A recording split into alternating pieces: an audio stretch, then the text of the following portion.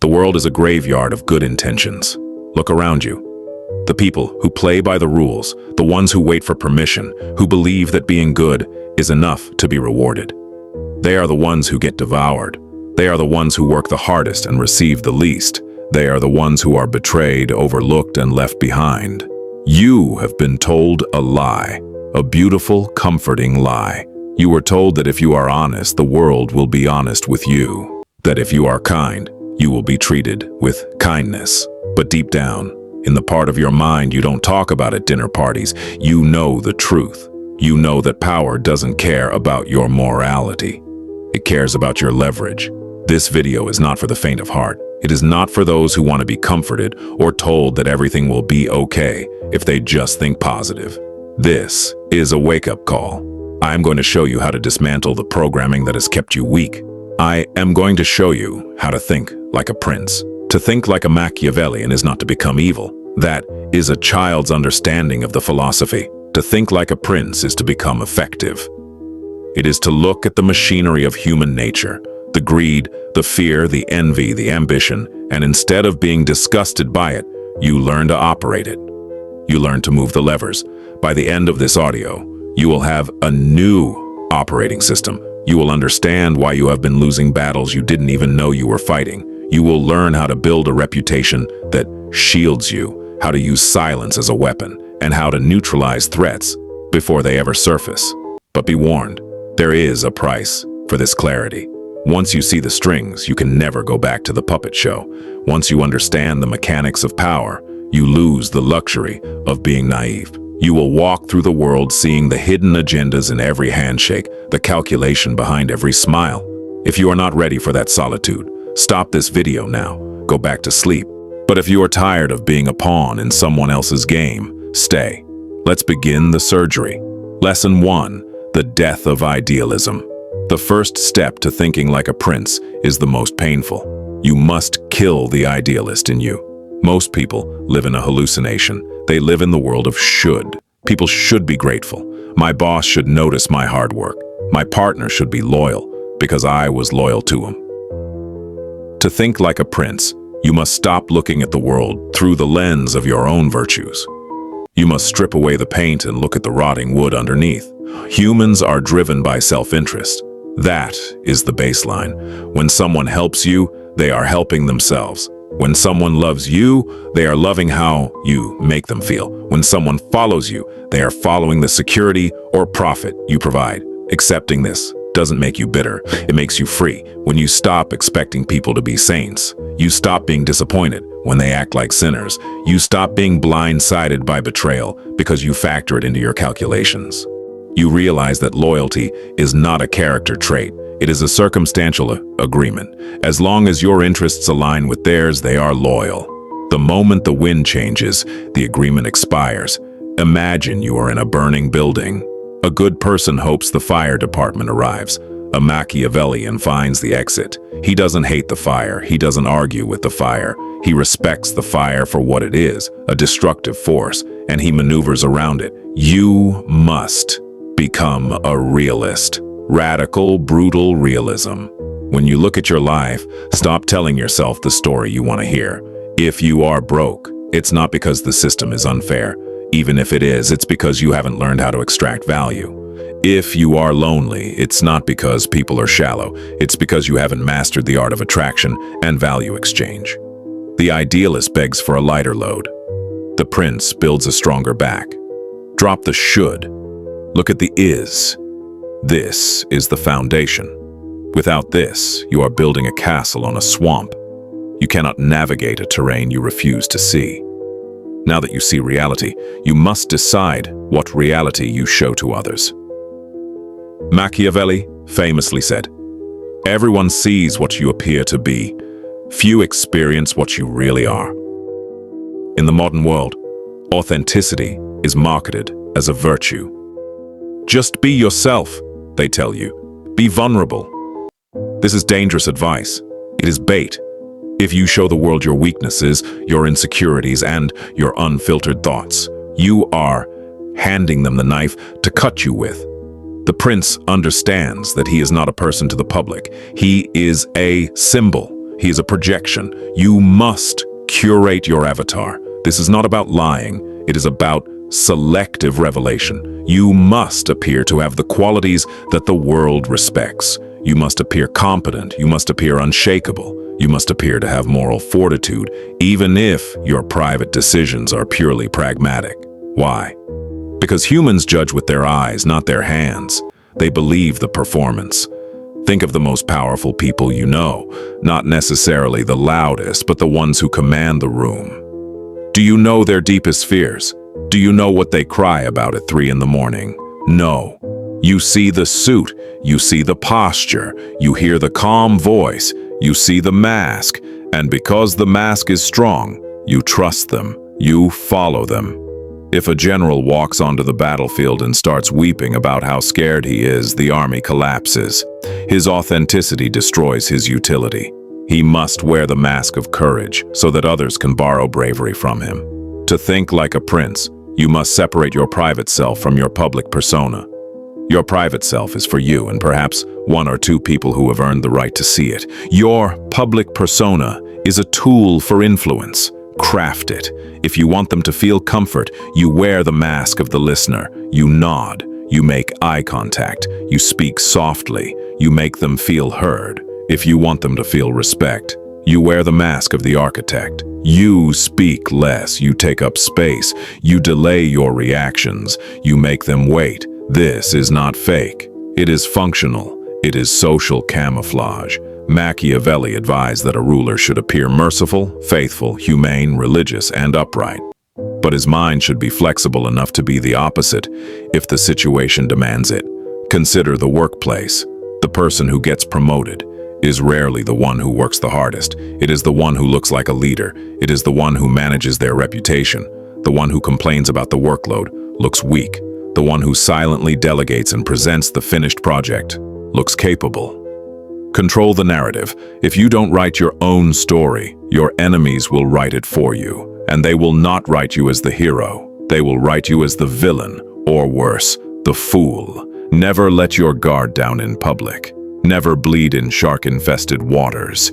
If you are hurt, you smile. If you are failing, you project stability.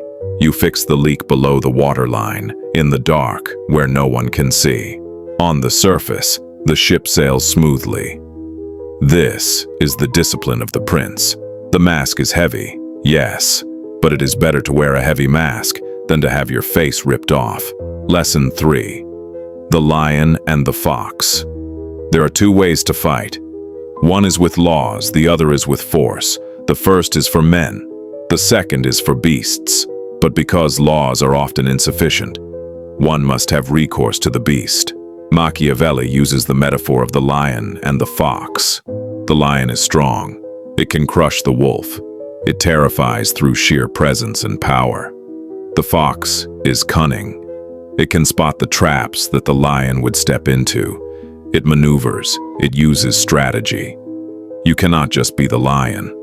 If you rely only on aggression, dominance, and brute force, you will eventually walk into a trap you didn't see. You will be outsmarted by someone physically weaker but mentally sharper.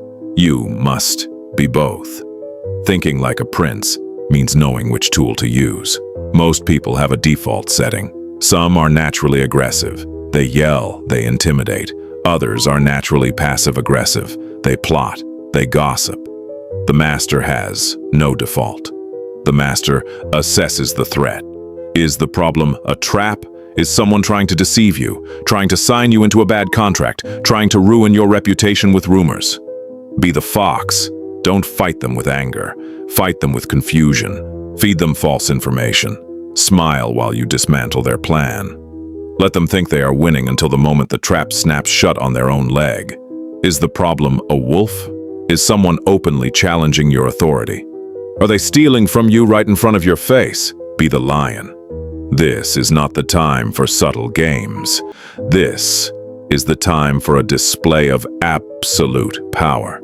You strike hard, you make an example. Machiavelli wrote a line that chills the blood of the modern moralist. People should either be caressed or crushed. If you do minor damage, they will get their revenge. But if you crush them, there is nothing they can do. If you need to injure someone, do it in such a way that you do not have to fear their vengeance. Most people do minor damage. They insult someone. They make a petty comment. They leave a passive-aggressive note.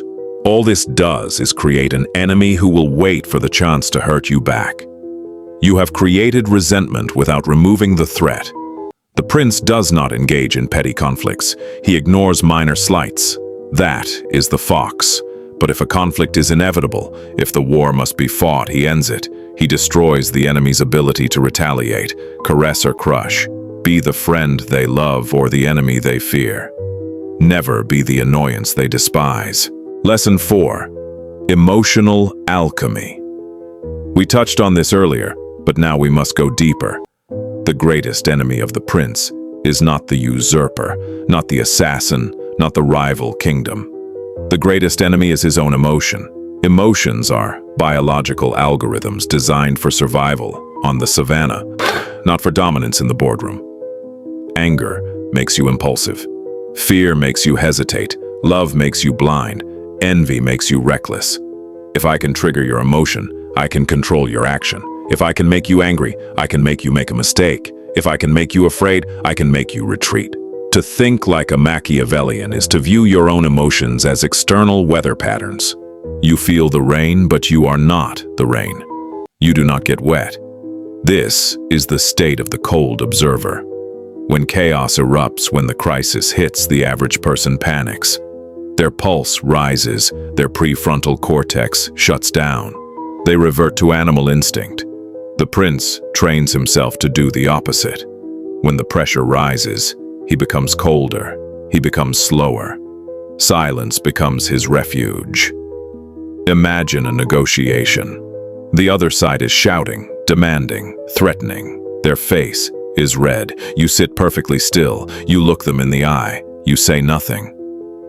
In that moment you have won. Their noise crashes against your silence like waves against a cliff. They are exhausting themselves. You are gathering data. You are watching their pupils dilate. You are hearing the crack in their voice. You are not reacting. You are analyzing. Why is he shouting? He is afraid. What is he afraid of? Losing the deal. Therefore, you have the leverage. This detachment allows you to use emotions as tools rather than being used by them. You can perform anger if it serves a strategic purpose. You can slam your fist on the table to make a point while your heart rate remains unchanged. That is the difference between a tantrum and a tactic. Machiavelli suggests that it is better to be feared than loved if you cannot be both. Why? Because love is volatile.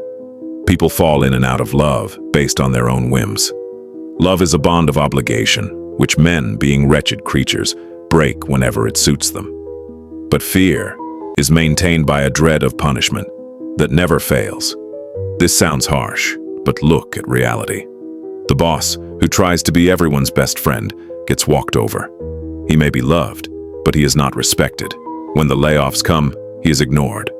The boss, who is fair but strict, who sets boundaries, who people know will fire them if they steal or slack off, is respected.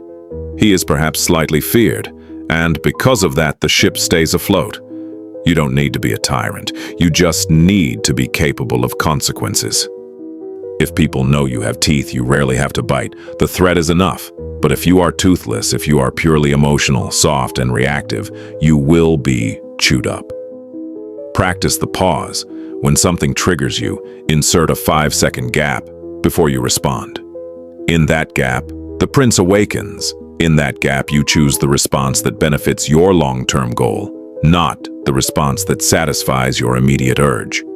Conquer yourself, and you can conquer the world. Lesson 5. The utility of morality. We need to discuss morality.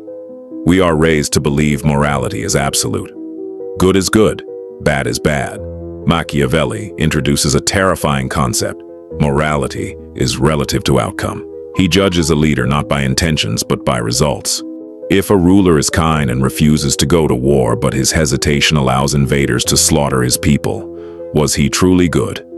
His virtue led to destruction. If a ruler is cruel and executes a few traitors, but that act secures peace and stability for millions, was he evil? His cruelty preserved life. This is the burden of command. You must be willing to do the necessary evil to secure the greater good. This is where most people break. They want to keep their hands clean. The prince knows his hands never will be. In your life, this translates into making hard decisions that kind people avoid. Cutting off a toxic family member to protect your sanity. Ending a relationship that no longer serves your future. Firing an employee who is poisoning the culture. These actions feel cold. They feel cruel, but they are necessary. Hesitation is the thief of destiny. When you know what must be done, do it immediately. Do not agonize. Do not wallow in guilt. Guilt is a mechanism of social control. It is society's voice in your head, demanding conformity. The prince answers to a higher law: effectiveness, survival, growth. This does not mean harming others for pleasure. That is sadism, and sadism is inefficient. It creates unnecessary enemies. Machiavelli warned against being hated.